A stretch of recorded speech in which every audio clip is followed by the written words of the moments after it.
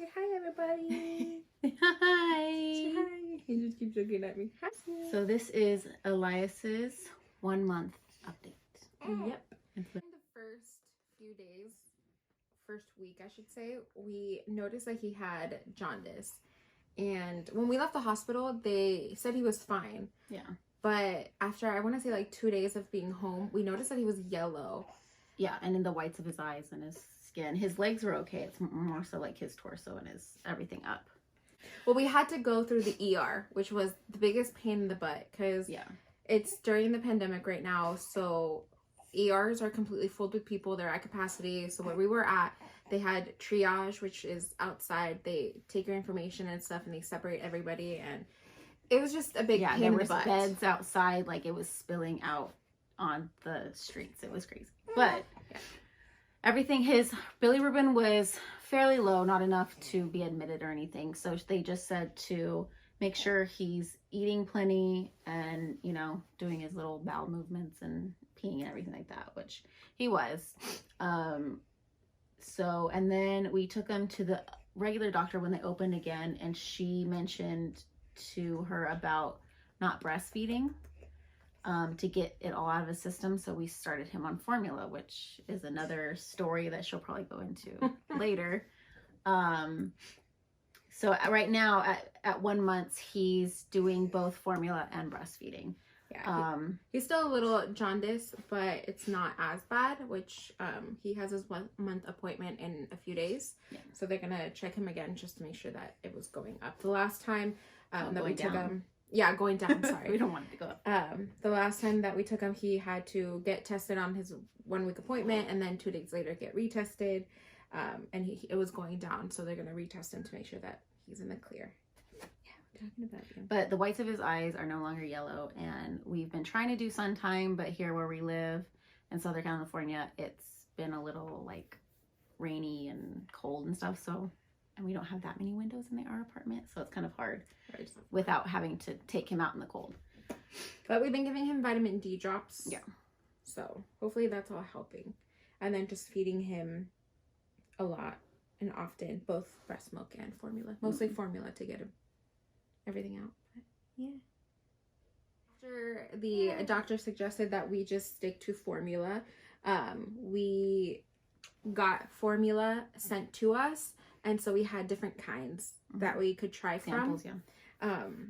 And we chose one that we thought was actually the best out of all of them. Formula was going to be the best for him and give him the nutrients that he needed because it was high iron and everything. But it ended up being bad for him. Poor guy. We didn't see it within the first few days. It took like a week or something like that. It was a while and then so he ended up being really constipated.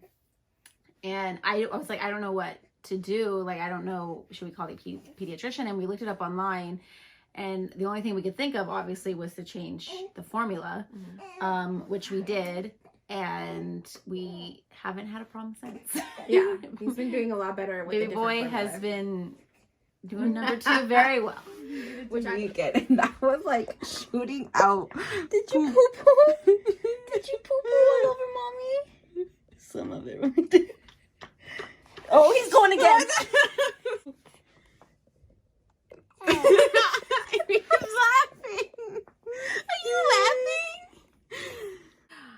So as you just saw, that's what happened. I think that was like a few days after we switched him, so I'm pretty sure his body needed to get rid of everything.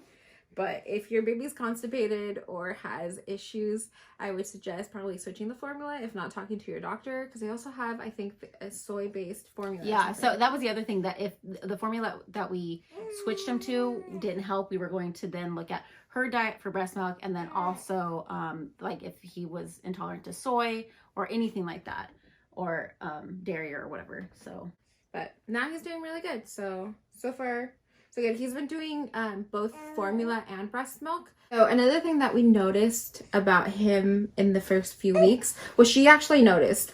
I noticed right away when he was born. I have no idea about these things because I've also don't have siblings.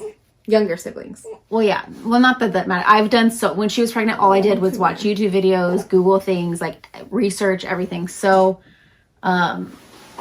I've been more aware of things, I guess, is what you could say. Oh. But when he was born, I noticed, but his top lip, when he breastfeeds or bottle feeds, it goes in. His bottom lip will come like, well, I don't know, but his bottom lip will come out like this, but his top lip is kind of curled in like this. And then when you take the nipple or whatever out, the top of his lip is kind of red, like almost like he was drinking like a fruit drink or something like that, which I think means that he has a lip tie. We have yet to go to the doctor because his pediatrician, on his first appointment, I think he was a week old or something like that, I mentioned it to her, and I feel like she didn't really listen. She like put her fingers in his mouth and she was like, oh no, he's fine. And I was like, well, I don't know if you really checked. So we're gonna, on our part, fight for that a little bit more, because I think that's why he's having a little bit of difficulty. He latches, but he doesn't stay latched. And he gets very frustrated, which I don't think is relatively normal.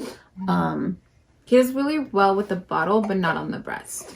Yeah, Like but even with the bottle, his upper lip goes in, and I tried to kind of like push it out, and it just, I don't want to hurt him or anything. So like finding a pediatrician for your baby it's hard, but it's also very important because you're advocating. He can't speak for himself, so you're advocating for him. And if your pediatrician's not listening to you, it makes things harder for you as a parent, because you have to go home and not, I don't want to say deal with things, but you kind of have to figure out what's wrong. Like with he's because he can't just be like, okay, he's not latching correctly and he gets frustrated like that. I understand that that could be normal for a newborn, but from everything that I've read, it just seems like he has a hard time actually latching. Yeah, and when he doesn't latch, he does get super frustrated, which frustrated. Makes me really sad and makes me a little emotional, because he's hungry and he's not latching. Like, what can I do? And I don't want to resort to just giving him the formula because he's not latching. You know what I mean? Yeah. So, which is why she's been pumping and all that kind of stuff too. Yeah. So.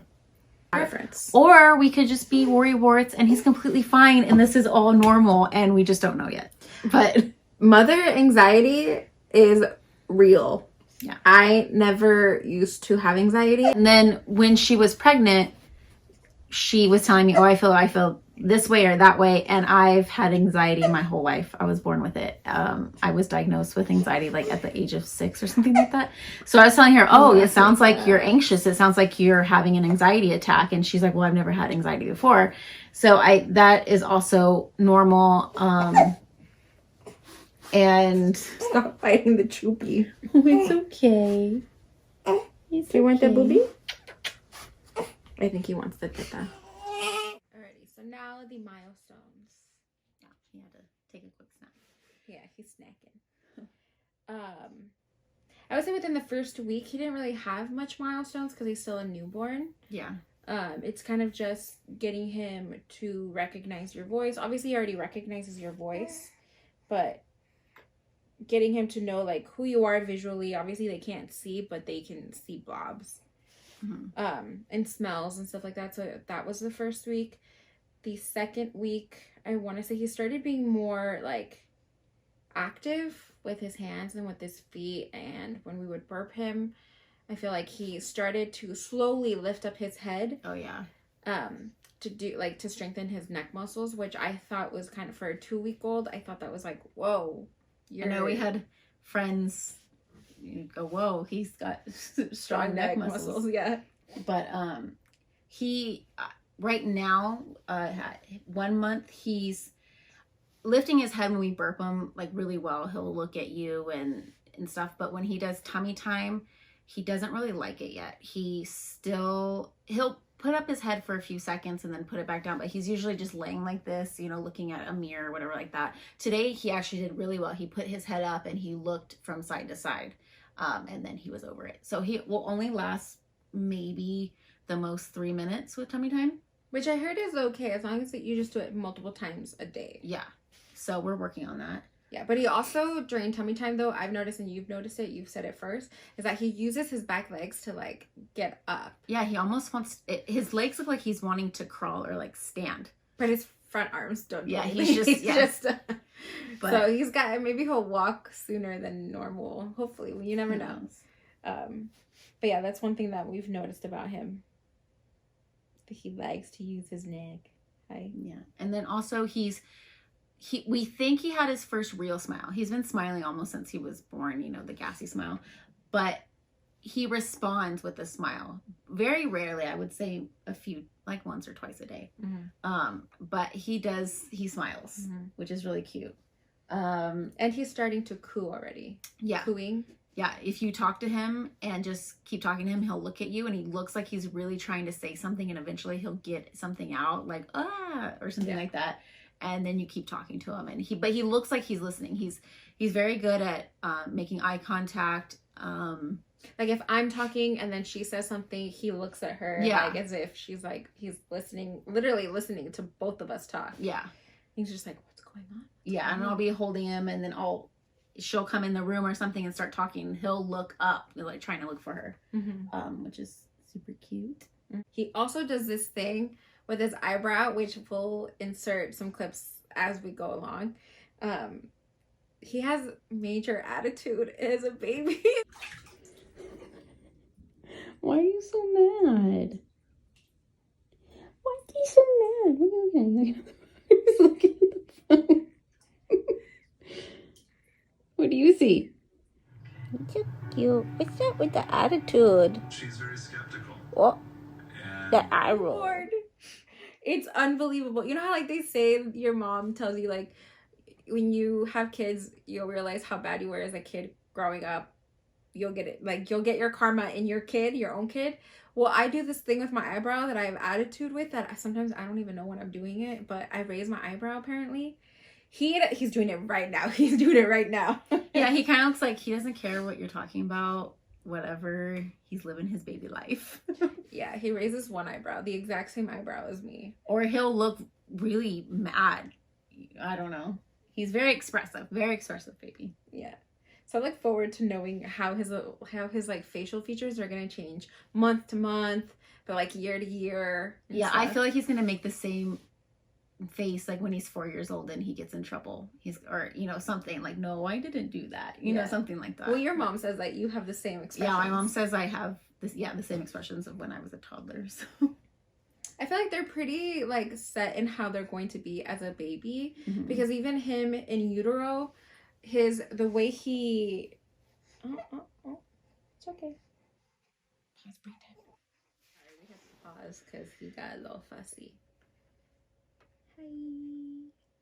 You got fussy? You're okay. But while he was in utero, he did certain things with his hands and like his feet and just his mannerisms that are exactly the same out of the womb. He loves his hands up here at all times. Which is funny because you look at those pictures, like we look at his ultrasounds and it's the same thing. The Same face. The same faces. Like I think we have an ultrasound of him yawning and it looks the same. Yeah. So if you guys have your ultrasounds, like your 3D, 4D ultrasounds, like that is how your baby's gonna come out. And that is exactly what they're going to do. And the way he kicks, like I feel like that's how he kicked me on the inside, because I'd be like, what are you, like, how are you kicking me here and kicking me there? When I'm holding him, that's how he moves. And I'm like, oh, okay, now I see it with my, like, I see it. So that's funny. Yeah, and then his face, or his hands are always by his face. So we've had to put little mittens on him, because even though we clip his nails, he will just like do this with his face and it freaks us out. And he's in pain. He doesn't like it, but he keeps doing it. You can tell his little face is, yeah, we're talking about you. His face is like all scratched up, and sometimes it's like red when he just does it, but he keeps doing it. He doesn't stop. I know he doesn't know, but I'm saying like if he felt pain, like you think he would stop, he doesn't. Even if we try to like put his hands down, they like go back up, which is weird. So you would think that since his hands are up, it would be easier to swaddle him up with like the little swaddly thingies. Oh, that's the other thing, yeah. But it's not. Another thing that we noticed right away is either he's got some strong tummy like muscles or what, but he rolls over already. Like to his side. He won't roll. He won't roll over to his face, but as soon as you put him down, he like just rolls over on his side, and it freaks us out. And for a while we didn't know any better, and then I was reading up on it. It's like, no, like, because technically he's on his side, and I know they're supposed to be on their back, and I was like, well, what's the difference, you know? Well, he's supposed to be on his side, or on his back.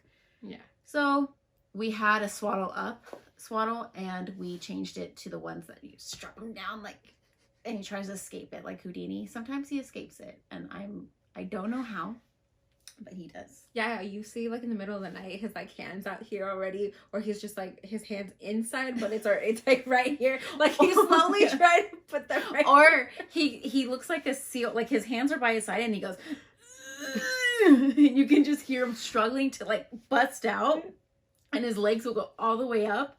I call him Little Houdini because he's an escape artist. But he sleeps better in it. He sleeps on his back when he has the one that swaddles his arms down. I also just don't sleep when he's sleeping at all throughout the night, so I just push him back on his back whenever he does go. Yeah. Or he gets himself out of the swaddle, I just swaddle him back up. But yeah. Also, he does really good with this thing. Invest in this. Oh, yes. Invest in a Hatch, like a white noise machine. They have YouTube videos that are like 10 hours long. We just got this because I can't sit. Sometimes I need to be on my phone, and I can't have my phone on all the time. So we got this little thing that makes white noise. And he literally will be screaming, crying, yelling. We turn this on. Out. Like it's Calm. magic. I was telling my mother, I don't know what they did back in the day with us, because this stuff is magic. The Hatch is magic also. So if invest in a white noise machine, or you look at the YouTube videos if you have a newborn, because it'll save you. Oh, yeah, which we'll probably do another video of like newborn must-haves or For newborn us. stuff that worked for us. That'll probably be a part of it, but we just figured we should tell you because that's why we have it here, because he was fussy. We turned it on and he stopped. His other favorites is he's really into contrast. And I made little contrast cards for him, and he wasn't very interested in it. And I was like, well, okay, well, Also, I feel like he was barely a week or 2 weeks old, Yeah. so he wasn't very much like obviously their eyesight isn't that great as newborns, and the first few weeks of life, they're trying to strengthen them. So I feel like it just wasn't attracting him to it. Like it just didn't do anything. He wasn't seeing it. But now, we were in the car one day, I think on the way home from his doctor's appointment or something like that. Your mom's. Oh yeah, and he was screaming, crying, probably because he was hungry, and we were almost home, and she randomly in the back turned on a contrast video on YouTube, and he will watch that. He will watch it until he falls asleep. Then they have like a little target that moves and butterflies that move, and his eyes will follow it, and he loves it. It's like I call it his little telenovela. He loves to watch.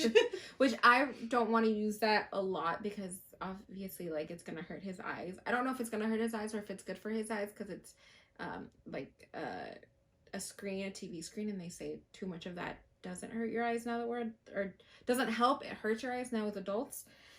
But every now and then, like whenever he's being fussy, he doesn't or do he's it every day. bored, or he just needs something to do, we just put it on. He'll literally watch it as if it was a TV show. Yeah, and he loves it because that's another thing too. He, as a newborn, he gets bored and he will start fussing. And I mean, we have plenty of toys, and so we'll rotate. You know, he has a little play mat and everything like that, and a swing. But sometimes he's still just as bored. Especially the other thing too that he's doing at 1 month, speaking of being bored, is he fights sleep. Oh, yeah. So hard. Yeah. To the point where he's asleep and he'll be asleep. His eyes will be closed for like a minute or so, and then he'll jolt awake and start fussing because he's fighting his sleep. I don't know why. Yeah, and it's not colicky. It's not colic. We That we looked know it up. of. Yeah, that we know of. It might be like a mild case of colic. But we looked it up, and we haven't talked to the pediatrician about it yet. We will in his doctor's appointment that's coming up. But they say that like if they fuss for 3 hours straight, they're inconsolable. You can't literally do anything. You can't feed them. You can't breastfeed them. You can't do anything to make them stop crying. And he's not like that. Like he cries, but he cries when he needs something. Like he's either crying because he There's needs always a diaper change. a solution to why he's crying. Yeah, so I don't think he's being colicky. I just think he's just stubborn. He has, and what is it wants- called? He has FOMO. What's FOMO? Fear of missing out. Oh, yeah. But we do everything we can. We turn the lights off. We turn the hatch on. We swaddle him. But he will still... But sometimes he's actually good and will just lay there and look around the room. And then eventually fall asleep. But... I mean, he doesn't fight sleep every day, all day. Right. Like, it's not like that. Like, he's not going through an insomnia phase. Like, today he did it for, like, 10 minutes where he was fighting sleep. Yeah. Last night he did it for, like, another 5 minutes. And then I held him and he was fine. Yeah, so. his awake windows are anywhere from 30 minutes to, I would say, 90 minutes. Are his awake windows, and we try not to let him go past 90 minutes because I know that if they don't get enough naps throughout the day, then they won't sleep well at night. But sometimes he'll hit that 90 minutes. I'm like, okay, you need to go to sleep. That's when I come in and I just Yeah.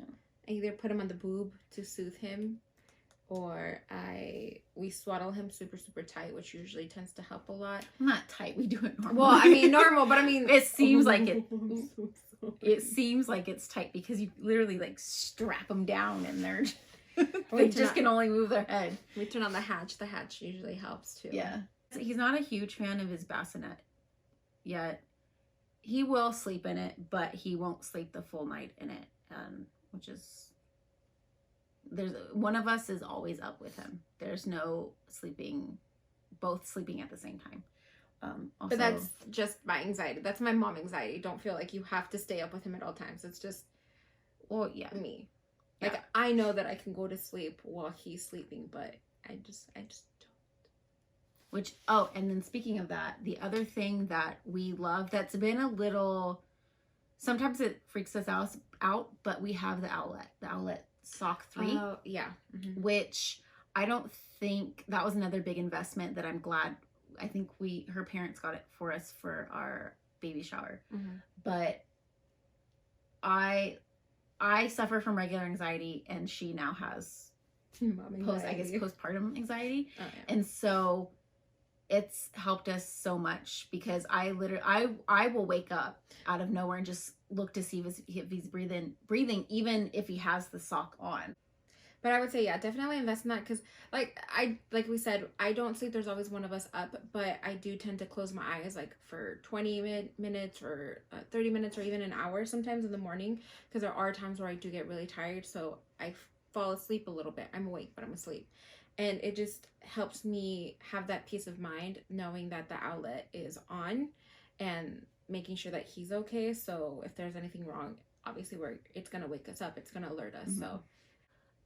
You can not get obsessed with it, but there's sometimes when I'm having like an anxiety moment and I will sit there and just watch his readings and his heart rate's going up or his oxygen level is going down and I'm like, what's wrong with him? What's wrong with him? And she's like, he's okay. You know, it's not alerting you, but I will sit there with my phone and just like, okay, it's going up. It went up 2, it went up 5, you know? So I think some people may not like the outlet because of that. I've heard a lot of people on YouTube say they don't necessarily like it because of that. It causes more anxiety than helping their anxiety, but So another, I guess sorry, I didn't mean to scare you. I guess it's not really like a milestone really because he technically still fits in newborn diapers. They fit him fine. They're starting to feel a little snug around like the hip area. But he still fits into them. But now he's into size 1s at 5 weeks. And it's only because he keeps peeing through the newborns. Yeah, I don't know if it's because he's a boy, and we have friends who also have boys and it kind of happened the same with them. But they're always peeing through your diaper and on their clothes. He does maybe 3 accidents during the day. 3 changes of clothes a day. Also his clothes, he still fits in newborns fine. We have a couple onesies that he's too big for in newborns, but I think they were just for small newborns. But 0 to 3 months are a little baggy on him, but he can get away with wearing them. So I think he's like an average little baby. But I would say even in the ones, he's still peeing through them. So I don't Oh yeah, know. with the diapers, I think it's just because he's a boy. If we put him on his side every time. Oh yeah, like Every time. his whole side will be wet. Because I breastfeed him to the side sometimes and on the bed and stuff. And he's always, or I turn him to the side here and he pees on himself. Yeah, so when he's crying, you that's okay? another thing that we look for. Did he pee through his diaper and his clothes? Because he hates that too. I look at pictures and look at videos as a newborn. Like, he already looks so much bigger. Yeah. But He looks looking at older. him, he doesn't. You know what I mean? If that makes sense. Yeah. And so he has his appointment in a few days, but we did the whole thing where you weigh yourself and then you grab the baby and then you weigh yourself again. And we think he's 8 pounds, 6 ounces? Mm-hmm. So he was born at 6 pounds, 15 ounces. Mhm. So he's up almost 2 pounds. So So hopefully that's a good thing. Hopefully he's right on track. So Yeah. we'll probably update you after the doctor's appointment just to see how everything is. But we're hoping that everything's good and he's on track with everything. Yeah. Obviously, like we said, as a new mom, you worry a lot. You wonder if, like, oh, are you doing something right? Is something wrong? Or is something wrong with my baby? Or are they sick? And it's just good to know that you're doing everything right. Yeah. We've had a lot of, like, not scares, I would say, but we've had a lot of, like, questions of, is this normal? mhm. Are they supposed to do this at this age? Are they supposed to do this when they're this young and stuff like that? We luckily have friends who have had babies that kind of guide us and tell us that everything's okay, but we also have a really good support system that literally are constantly letting us know and reassuring us that we're doing great, that we're great parents, that he's right on track, that everything that we're experiencing is completely normal, including our anxiety, including us Mhm. thinking that everything in the world is wrong with him, which is funny now, but it's not when we're going right. through it. But yeah, who had a newborn recently, like, we talked through it and we asked them, like, are these like normal things? And everybody was like, yes, it's normal, don't worry. So Yeah. And I would say that he's a month old right now. He still hasn't seen family. Grandparents haven't held him. They've seen him through a window and stuff like that. So it is a little difficult when you're going through something like that, not having, we have a support system, but not physically having a support system. And we don't plan on him physically meeting anybody probably until he's 3 months. But even then, we're going to assess how the world is and how he's doing. And it may even be longer than that. yeah, because So- right now, yes, they came out with the vaccine, and yes, people are getting vaccinated, and it seems to be helping, but there's also a new strain that just came out. So obviously, even though people are getting, it's kind of like anything that's wrong with people, any sickness, even though you get vaccinated for something, but it mutates and there's a new strain, you're not immune to that strain, the new strain. So it's still a little worrisome with newborns. We've seen people on the news, people like on social media, that their babies are sick from it, and we obviously We're just don't not want willing that. to risk it. We've been in quarantine since everything happened. Literally March 17th is the last day I worked. Yeah. So we're just very careful because obviously you have new mom anxiety, and add what's going on in the world right now to it. It makes everything 10 times worse. And we've told our family basically what we are just doing, or we're just protecting him, and we're hoping that what we're doing now will make everything will be okay in the future. They're going to be able to hold him. They're going to be able, to play with him. But we're having to sacrifice right now. Yeah. So yes, they're not going to see him as a newborn. But they're going to see him the rest of his life. Because our family was having a hard time in the beginning when yeah. we were pregnant. Because unfortunately, we got pregnant during the time where everything was going on. So we told our parents, like, once he's born, like, we're going to quarantine, like 100% quarantine. We don't even go to the grocery store. No, we haven't gone in months. Yeah, we go get things delivered, or we do grocery pickups. Like, we don't come into contact with literally anybody. I haven't been to work and stuff. She hasn't been to work. We just stay home for him, and while I was pregnant, just for myself. But they're upset that they can't see them. But we just have to explain that we have to do what's best. We're parents now. We have to do what's best for him to keep him safe and to keep him healthy. Obviously, nobody knows how to deal with something like this going on. They didn't have to deal with that going on. So there's no right or wrong way of how to do it. This is just what how we we're choosing. think. Yeah. What we think is best for our family, and this is now something like we have to think about our family now. Mm-hmm. We don't have to worry about anybody else's feelings. Oh, it's okay. We don't have to worry about anybody else, what they think. It's all about him. And at the end of the day, like, they're just gonna have to kind of, I'm sorry, but deal with it. Because look at this little cutie pie. This upset little cutie pie. So yeah, I mean, we would love to be around family, and I've cried about it. It's very sad not having, like, I've always dreamt of having a family and everything like that, and for my parents not to be able Oh, it's okay. to be around them is really sad. But, you know, we do FaceTime and everything like that, and we're just really hoping and we're praying that what the decisions that we're making now are the right decisions. Yeah. So, Like she said, there's no right or wrong way to go about things right now. I mean, there's people that have new babies and, you know, they're going out and they're doing things and they're letting family see their newborn and do all that stuff. That's what they think is right for their family. Nobody has a right to tell you what's right or wrong for your own family except for you. So don't judge us and don't come at us for it, because, I mean, people have. But if I have to be in quarantine for the rest of his life or for like 2 years to keep him safe and to keep him alive, then that's what I'm going to have to do. Yeah. Sorry. Means this one gets very few walks, but you play with your toy. I'm gonna show them your toy. You want picky? You got this for Christmas, huh? You got it for Christmas? Go get it. Oh, I have fur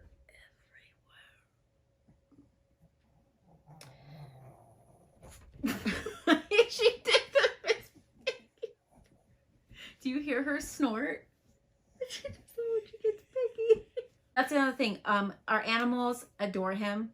They protect him. Oh, yeah. As soon as he cries, this one is right by his side wondering, what are you going to do? He's crying, you know. It's funny because if you're out here with him and he's crying and I'm in the bedroom like taking a nap or just like having my me time, because I ask for like a little bit, like 5 minutes of me time, or I go to the bath or take a bath or something like that. But Piper's out here and she goes in the room and she just gives me that look like, he's crying. Are you gonna do something? Like, yeah, she'll run back and forth. And if she's in the other room, as soon as he cries, she'll wait a minute, and then if she's not coming out, she'll come out and be like what's going on? Gonna do something? What's going on? And then she licks his like little feet or his head to like give him comfort. Yeah. And stuff. So it's really sweet. And then our cat, Mr. Poe, likes to kind of lay on him, like not Just, on top of him, but just like next to him, and he'll put like his head on his side or something like that, so he's close by. But he likes to watch him.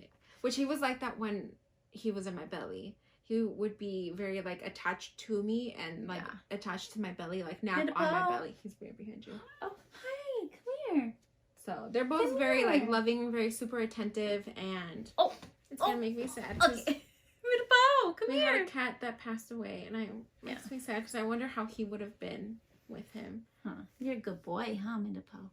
Say hi to everybody. Hi. He's such like a cuddle buddy. So thank you guys so much for watching. Like, comment, and subscribe. Yeah, help us grow this little family of ours. We started this YouTube channel mostly because of the way the world is right now. We kind of just want something for him to look back at and see when he's older, and then for family to watch and stuff like that. But if you find yourself here and enjoying our content, please like and subscribe. Hopefully we live up to your expectations. And if you have any questions, questions, comments, leave them below. We will definitely read them. And say bye. Say bye, everybody. say I'm waiting to mama right now.